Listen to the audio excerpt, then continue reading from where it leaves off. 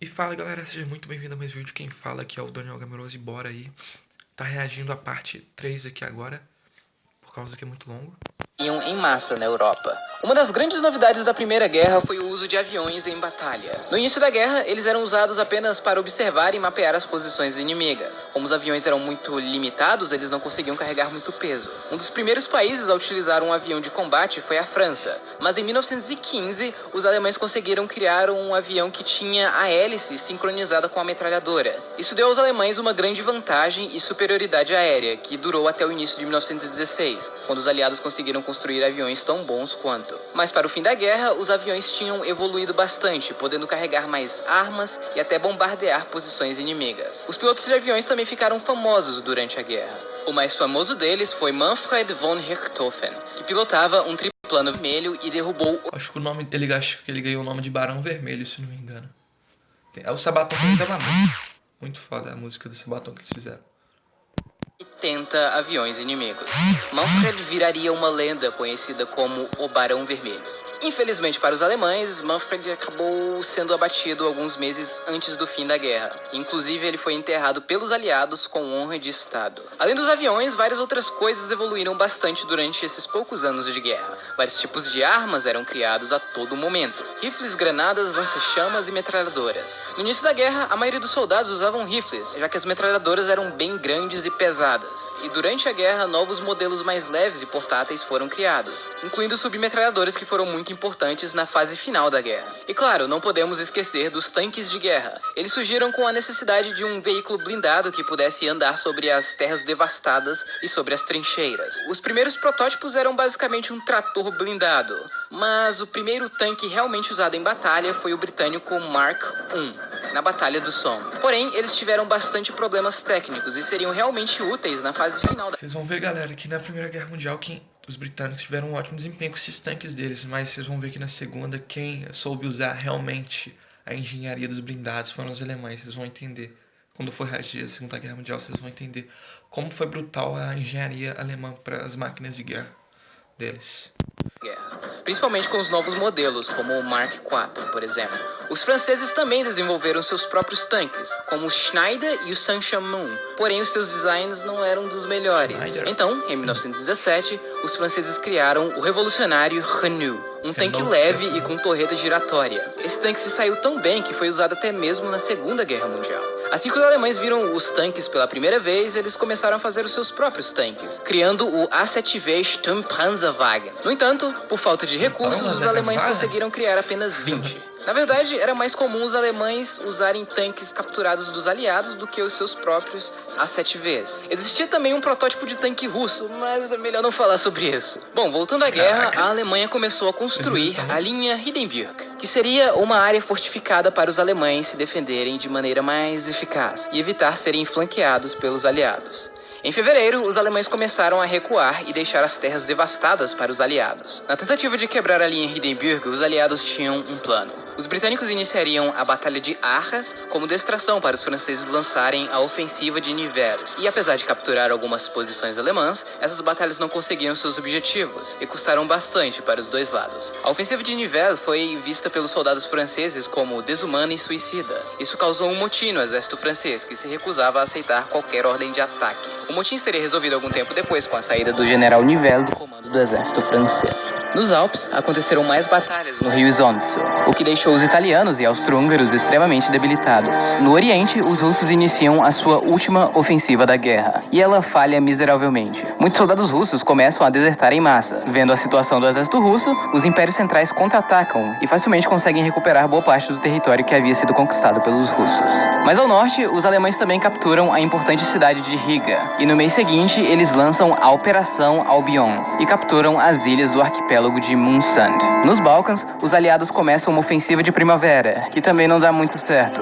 E por falar nisso, a Grécia de Venizelos, com a ajuda dos aliados, colocou ainda mais pressão na Grécia de Constantino, ocupando várias cidades e implementando um bloqueio naval no país. Isso fez com que a Grécia de Constantino passasse por bastante problemas, o que fez o rei Constantino I abdicar. O país foi reunificado e declarou guerra oficialmente aos impérios centrais. Como as coisas estavam mais tranquilas na frente oriental, os impérios centrais mandaram reforços para os Alpes, e depois da 16ª segunda batalha do rio Isonzo, também conhecida como Carporeto, os impérios centrais conseguiram quebrar a linha de defesa italiana, e eles foram obrigados a recuar até o rio Piave e pedir reforços para os britânicos e franceses. Os impérios centrais tentaram atravessar o rio Piave, porém foram parados pelos italianos, que conseguiram estabelecer uma boa defesa no Monte Grappa. No Sinai, os britânicos conseguem expulsar os otomanos da península, e em março eles tentam invadir a cidade de Gaza, mas falham. Tentam novamente e falham de novo. Até que em novembro eles finalmente conseguem capturar a cidade e iniciam uma ofensiva até a famosa cidade de Jerusalém, que eles conseguem capturar no finalzinho do ano. Além disso, durante o início de 1917, a Porto de Aqaba. E posteriormente eles se juntariam aos britânicos nas ofensivas de 1918.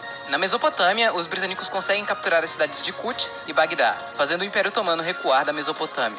Nos Cáucasos, as coisas não mudaram muito. Os dois lados estavam sem a mínima condição de atacar, e em dezembro eles assinariam um armistício. Na África, os guerrilheiros de Lettow-Vorbeck continuam firmes e fortes. Em novembro, eles deixam a colônia alemã e invadem Moçambique à procura de suprimentos. Na frente ocidental, os britânicos iniciam a terceira batalha de Ypres, essa que foi a grande batalha de 1917, sendo também uma das que mais tiveram baixas em toda a guerra. Mas mesmo assim, os aliados não conseguiram uma vitória significativa e desistiram do ataque. Os aliados também tentam uma nova ofensiva em Cambrai, essa que foi a primeira batalha com grande auxílio de tanques. Porém, mais uma vez, a batalha não deu em nada e muitos tanques foram destruídos pelas artilharias alemãs.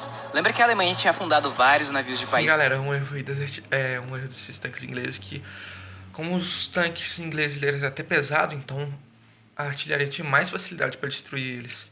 Quem já jogou World of Tanks entende isso bem, que nem eu tô falando. Um tanque pesado ele é bem mais facilmente destruído por uma artilharia do que um tanque leve, que ele tá constantemente em movimento e ele tá correndo muito rápido. Então, com certeza, uma artilharia tem facilidade para destruir um tanque que é pesado, de blindagem pesada, tá bom? Neutros. Bom, o Brasil teve vários navios afundados, o que deixou a população brasileira furiosa, fazendo o Brasil declarar guerra à Alemanha. No entanto, o papel do Brasil na guerra foi bem pouco. Eles mandaram médicos para a França e patrulharam os mares. Mas, em uma dessas patrulhas, que aconteceu aqui em Gibraltar, um brasileiro pensou ter visto um temido submarino alemão, pegou a metralhadora e abriu fogo. Porém, a água começou a ficar vermelha e a tripulação viu que tinham matado um bando de toninhas. E essa foi a famosa e importante Batalha das Toninhas. Além do Brasil, vários outros países declararam guerra à Alemanha. Pô, mano, matar golfinho, velho. Eu achei que era uma baleia. Por esses mesmos motivos, incluindo a China, que ajudou bastante com a mão de obra. Em novembro, os bolcheviques conseguem derrubar o governo provisório russo, iniciando a Revolução de Outubro, esse que é o início do governo comunista na Rússia. Em dezembro, eles assinam um armistício com os impérios centrais, porém a paz não chegaria na Rússia, já que essa revolução causou a Guerra Civil Russa entre os vermelhos e os brancos, que duraria até 1923 e seria uma das mais sangrentas guerras civis da história. No entanto, isso não é assunto para esse vídeo. No início do ano seguinte, os alemães e russos assinam o Tratado de Brest-Litovsk, sendo essa a saída oficial da Rússia da Primeira Guerra Mundial, em troca de todos esses territórios. Alguns foram ocupados pelos alemães e outros viraram estados fantoches. Neste meio tempo, a Finlândia tinha declarado independência da Rússia, só que alguns pró-bolcheviques estavam querendo fazer uma revolução no país também. Então, em sinal de amizade, Guilherme II manda soldados para ajudar os finlandeses anti-bolcheviques, e eles conseguem capturar a capital, Helsinki. Ainda aconteceram algumas poucas batalhas dos impérios centrais contra a legião tchecoslovaca e contra alguns poloneses. Fora isso, a guerra tinha completamente acabado na frente oriental.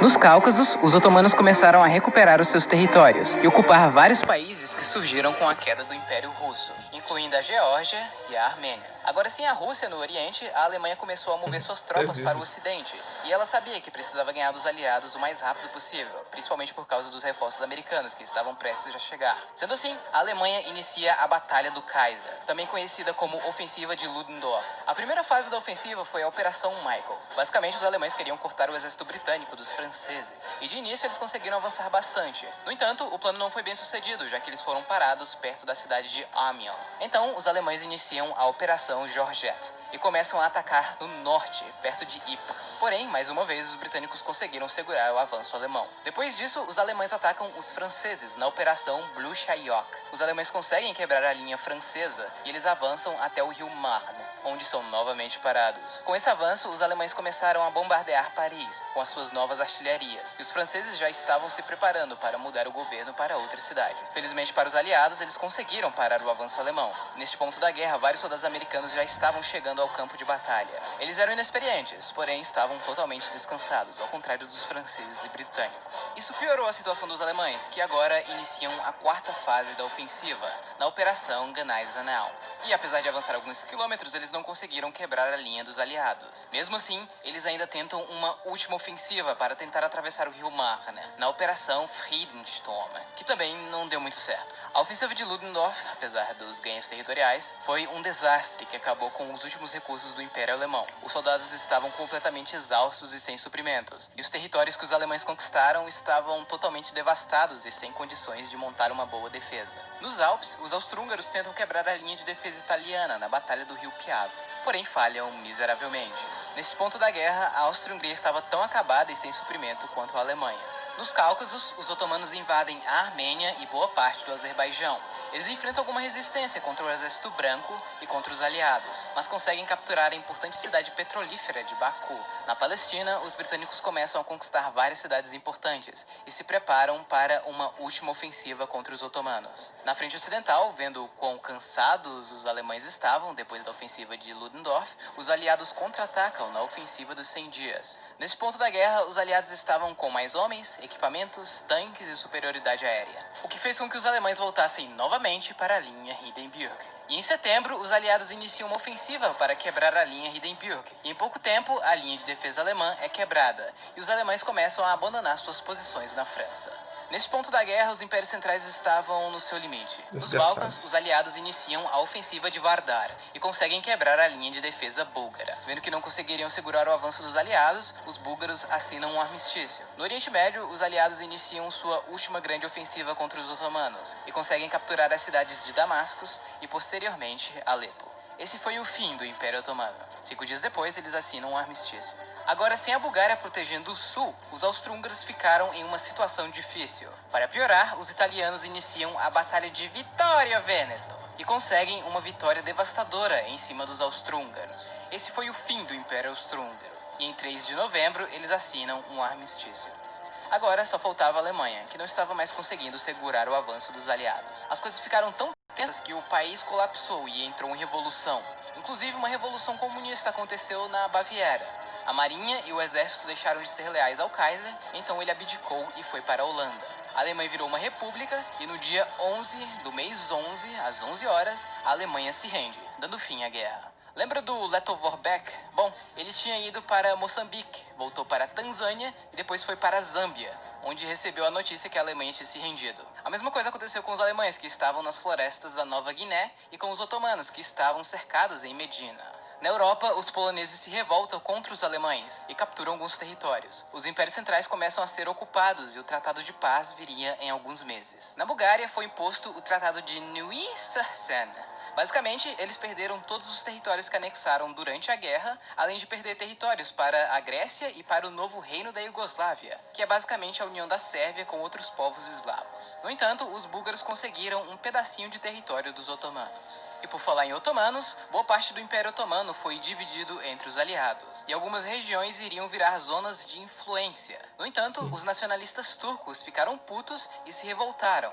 nascendo assim a República da Turquia, e eles iriam conseguir recuperar alguns de seus territórios na Guerra de Independência Turca. Já o Império Austro-Húngaro se fragmentou em vários. A Áustria e a Hungria foram separadas e tiveram que reconhecer a independência da Tchecoslováquia e da Iugoslávia. A Hungria, que era enorme, foi extremamente reduzida e perdeu a região da Transilvânia para a Romênia, que basicamente duplicou seu tamanho. A Itália, apesar de ganhar alguns territórios, incluindo o Tirol do Sul, que era uma parte cheia de austríacos, ficou decepcionada com os ganhos que obteve com a guerra. E por último temos o Tratado de Versalhes, que foi imposto na Alemanha. Eles basicamente perderam todas as suas colônias, que foram divididas entre os britânicos, franceses e japoneses. A cidade de Qingdao foi dada para os japoneses, o que deixou os chineses putaços. Na Europa, a Alemanha perdeu territórios para a França, Bélgica, Dinamarca, Tchecoslováquia, Lituânia e Polônia, que acabou separando a Prússia Oriental do resto do país. Também foram criadas as cidades livres de Danzig e Saarland. Além disso, a região da Se eu não me engano, esse território aqui hoje, um pedaço dele é da Rússia, se eu não me engano. Nânia seria desmilitarizada e ficaria sendo ocupada pelos franceses por um bom tempo. O Tratado de Versalhes basicamente dizia que a Alemanha foi a grande culpada da guerra, e eles tiveram que pagar bilhões de reparação para os aliados. A Alemanha também teria que limitar o número e tecnologia do seu exército. Esse tratado obviamente quebrou a Alemanha, que passou por momentos difíceis. Sem falar que, como a guerra não chegou em território alemão, muitos alemães começaram a achar que o país não perdeu em campo de batalha, mas sim traído pelos seus políticos. Isso seria muito importante na ascensão